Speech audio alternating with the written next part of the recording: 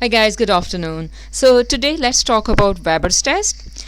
So guys, what's the Weber test? Weber's test is actually a clinical examination test which is normally used to differentiate between conductive hearing loss and sensorineural hearing loss. So guys, let's briefly talk about anatomy of the ear. I will try to make it simple and short for you so that you don't have any troubles in your future life.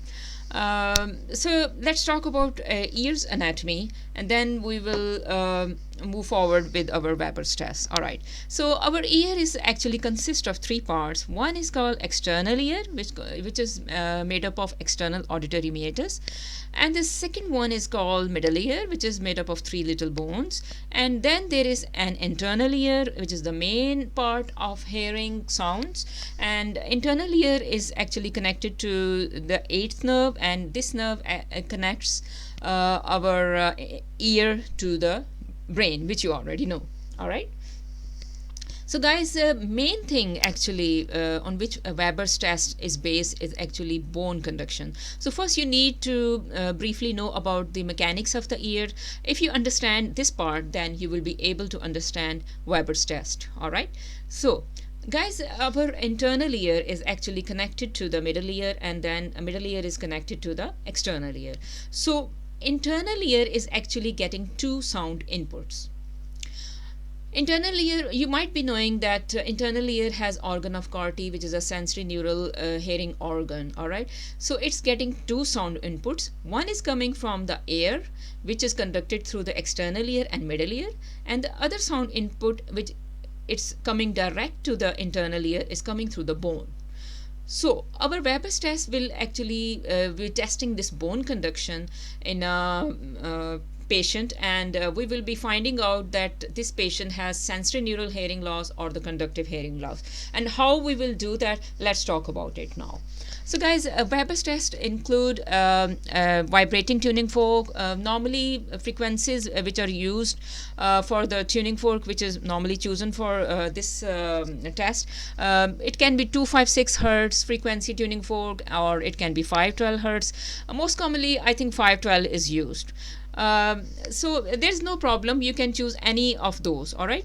So what doctor will do, for example, if a patient came to you for checking of hearings. All right. So what you will do, you will first take a tuning fork, you will strike it on a solid object, and then this vibrating tuning fork you will place in the middle of the skull of the patient, or middle of the head of the patient. You can also place this vibrating tuning fork on in the middle of the forehead. It's up to you. Both places are fine. I mean, there is no hard and fast rule, but it always be in the middle of the your scalp or your head. All right. So guys, now you will ask patient that are you able to hear sound in both ears. If patient has both normal ears and both ears are conducting sounds normally, all right, then patient will say yes, I can hear sound equally in both ears. All right. So stress is on equally. All right. You are hearing now that patient is saying I can hear sound equally in both ears. All right. So far, it's our interpretation is that patient has good hearing and there is no problem in his hearing. Okay, now if the next patient comes and he says that probably I have got deafness and I'm unable to hear my this ear, which is his right ear. All right. So now now you again perform Weber's test to check the bone conduction in this patient. For example, if this patient has conductive hearing loss, for example, something is impacted in his external ear, hair probably, it can be anything, it can be any foreign body, it can be wax, it can be any tumor, it can be anything, all right, which has impacted the air conduction. Now this patient obviously is able to hear his bone conduction on this side is fine, because only like external auditory meatus is impacted. The rest, his organ of corti, his internal ears are working fine. So this internal ear on this side is getting more sound conduction, bone conduction through the bone. So you will be hearing the bone conduction is because here is going better, because this side air is masked. So you will be hearing Weber's you will be hearing the vibration of tuning fork more on this side. All right, so Weber's test, we interpret that it is lateralized to this affected ear, which has probably conductive hearing loss. So now the now other thing, you might be thinking that what if like why not here, like why not Weber is lateralized to the normal side? Yeah guys, problem is that Weber test is only checking the bone conduction. So here, because internal ear is fine and you're hearing more sound, like here bone conduction is dominating, so you're hearing more here this side, and more input organ of corti is getting more through the bone. All right, this side, which is normal side, now this is actually, you're already getting input from the external ear, and then you're getting input from the internal bone, but this bone conduction here is getting dominated by the external noise. So that's the reason you're hearing more towards the conductive hearing side. It's being lateralized to the conductive like Weber's is lateralized to the conductive hearing loss side. I hope you understand now. All right, so what if any patient is having sensorineural hearing loss? This means that this patient's organ of corti or internal ear is damaged now, but its external ear is working fine. All right, so now what's happening? This organ of corti or internal ear is not getting any bone conduction input, because obviously it's not working fine, and it's might be getting some input from external ear, because external ear is fine, but since nothing is transmitted to the brain from this side, because main internal ear is not working, so what will happen, that you won't be able any sound to this side, because no input to this internal ear. All right, so again you will be hearing more towards the other side, which might be normal side, or which might be having conductive hearing loss side.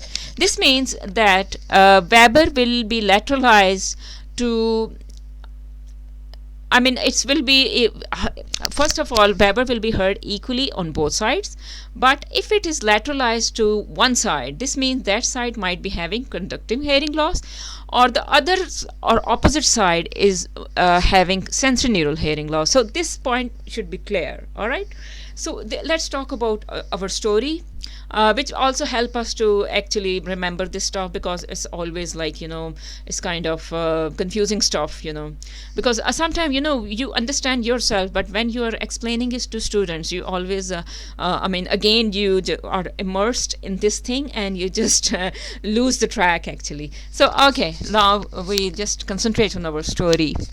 Okay, here's our Dr. Weber, and one thing about Dr. Weber was that he got two wives.